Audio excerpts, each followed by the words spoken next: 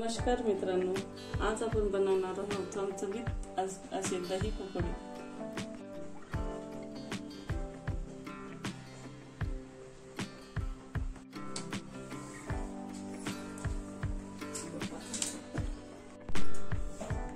कढी पकोडे बनवण्यासाठी सर्वप्रथम आपण 1 वाटी बेसन याचं भिजून ठेवणार आहोत। 1 वाटी बेसन, याच्यात थोडासा 1 चम्मच ओवा क्रश करून बेसनात मिक्स करायचा आहे। थोडीशी 1 चम्मच कसुरी मेथी, ते तुम्हाला आवडत असेल तरच टाका। चवीनुसार मीठ थोडंसं आणि चिमूटभर हळद। हे आता सगळं आपण याच्यात मिक्स करून घेणार आहोत बेसन मध्ये।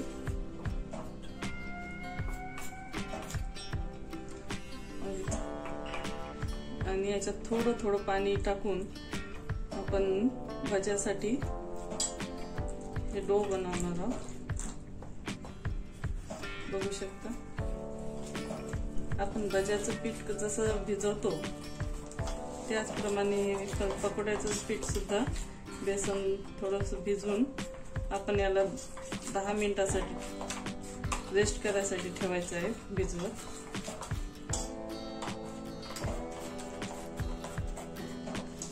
याच्यात गुठळ्या वगैरे काहीच राहिले नाही पाहिजे। आपलं बेसन बघा तुम्ही छान पैकी आता असं मिक्स झालेलं आहे, असं छान डो तयार झालेला आहे। याची कन्सिस्टन्सी बघू शकता, अशाच प्रकारे पाहिजे। आणि आता हे मिश्रण आपण आता 10 मिनिटे असे झाकून भिजवत ठेवणार आहोत।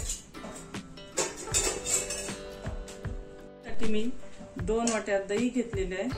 ज्या वाटीने दही घेतली त्याच वाटीने याच्यात अर्धा वाटी बेसन टाकायचं आहे, मिक्स करायचं आहे। 2 वाट्या दही यासाठी अर्धी वाटी बेसन, प्रमाण परफेक्ट आहे। दही तुमचं जास्त आंबट असेल तर थोडं कमी घेतलं तरी चालेल। आणि याला चांगल्या गाठी फुटेपर्यंत चांगलं मिक्स करून घ्यायचं आहे, एकजीव करायचं आहे असं। तुम्ही बघू शकता आपले दही आणि बेसन चांगल्या प्रकारे मिक्स झालेले आहे, एकही गुठळी राहिलेली नाही।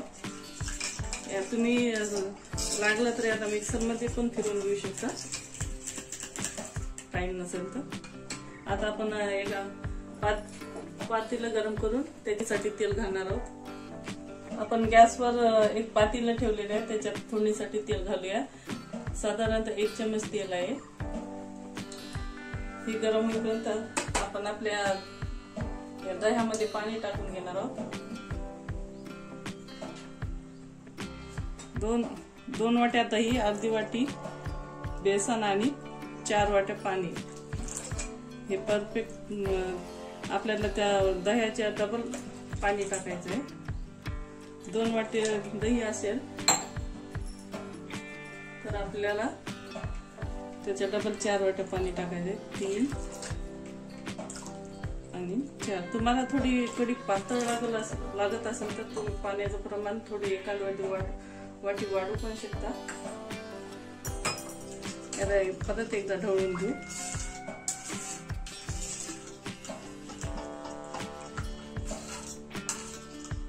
आता आपलं तेल तापलेलं आहे।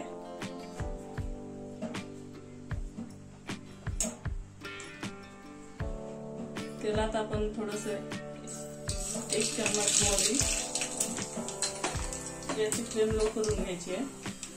1 चम्मच जिरे, ते सुद्धा थोडंसं परतून घ्यायचे।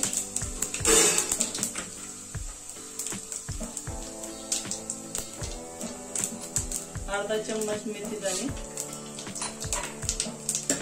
ते सुद्धा 1-2 मिनिटं परतून घ्यायचे।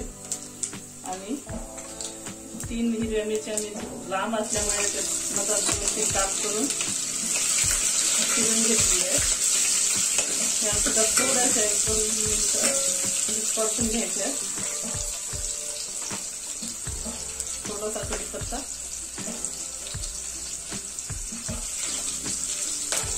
आणि याच्यात आपण आता हे दही आणि बेसन मिक्स केलेलं मिश्रण टाकणार आहोत.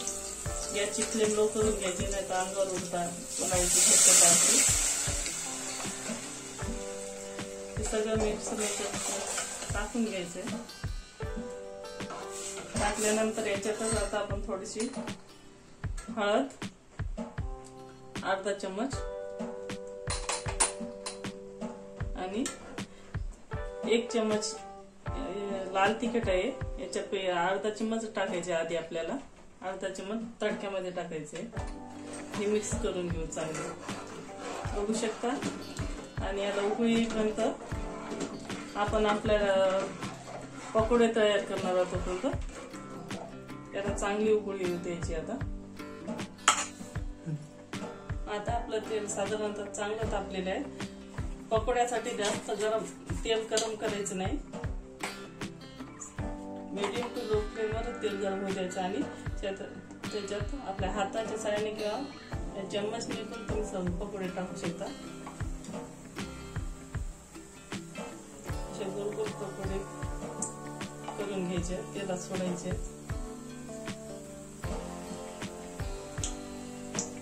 पकोडे थोडे मोठे मोठेच राहतात आणि मोठे मोठे टाका.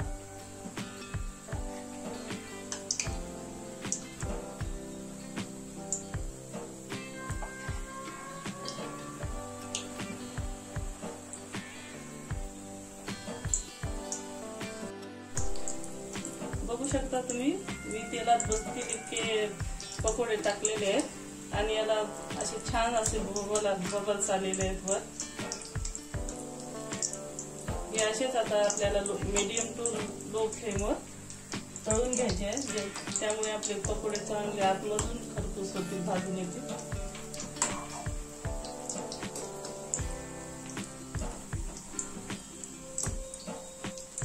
थोडेसे साईड सर्व केलेले आहेत बघा.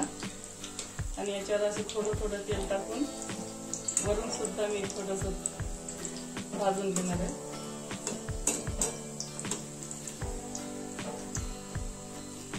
आणि याला आता याला पलटी करायची आणि याला चांगले लालसर होईपर्यंत, आपले शिजेपर्यंत हे पकोडे मी तळून घेणार आहे.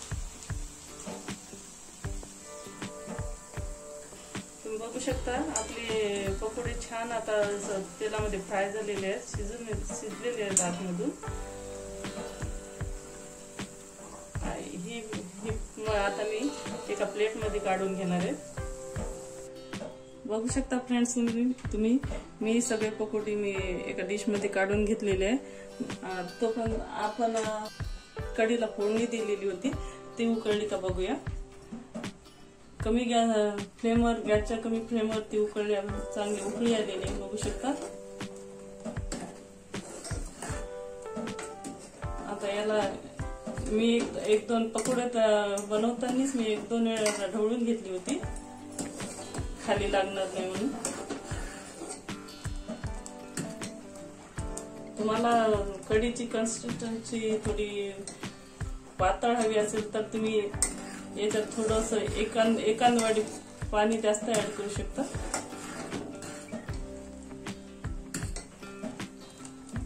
मला थोडीशी जाडसरच वाटत आहे, त्यामुळे आपण याच्यात 1 वाटी पाणी ऍड करणार आहोत.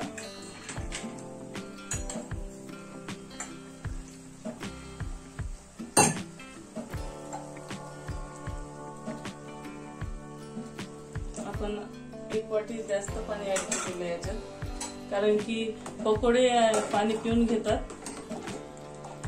पकोडे भिजण्यासाठी थोडी पातळसरच कढी हवी पाहिजे. आता छान अशी उकळी आलेली आहे आपल्या कढीला. याच्यात आपण आता उकळी आल्यानंतरच मीठ टाकायचं. चवीनुसार मीठ घालून घेणार आहोत.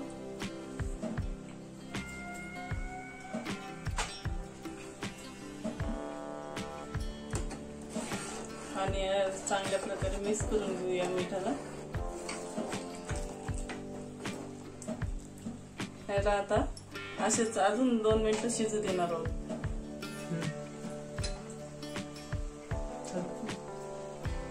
आपण आता बघू शकता आपल्या कढीतलं बेसन आता 4 ते 5 मिनिटात चांगलं शिजलेलं आहे.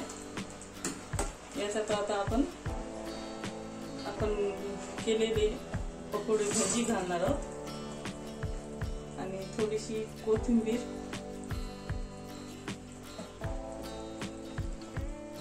मिक्स करून घेऊ. आता याला परत आपल्याला पकोडे शिजण्यासाठी त्याला 1 ते 2 मिनिटं असंच लो टू मीडियम फ्लेमवर शिजून घ्यायचं आहे.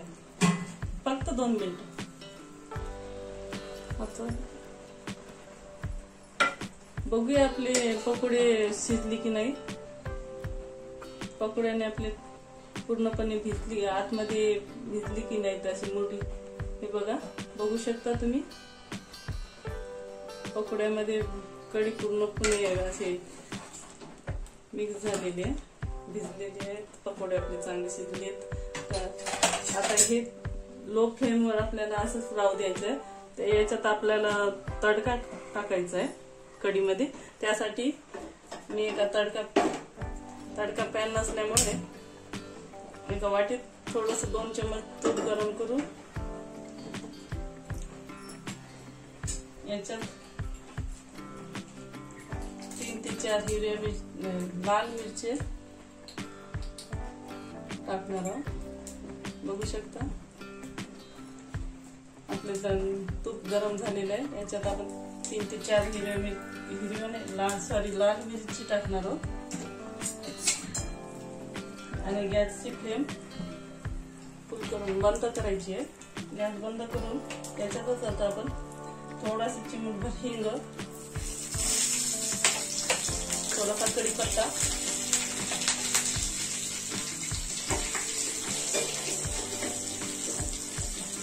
छान असं तळून घ्यायचं आहे याच्यात. आणि थोडस लाल तिखट तुम्हाला आवडत असेल तर टाका. आधी आपण टाकलेलं आहे कढीमध्ये अर्धा चमच लाल तिखट, ते सुद्धा मिक्स करून घेऊ. आणि हा तडका आपण आता आपल्या कढीमध्ये टाकणार आहोत. बघू शकता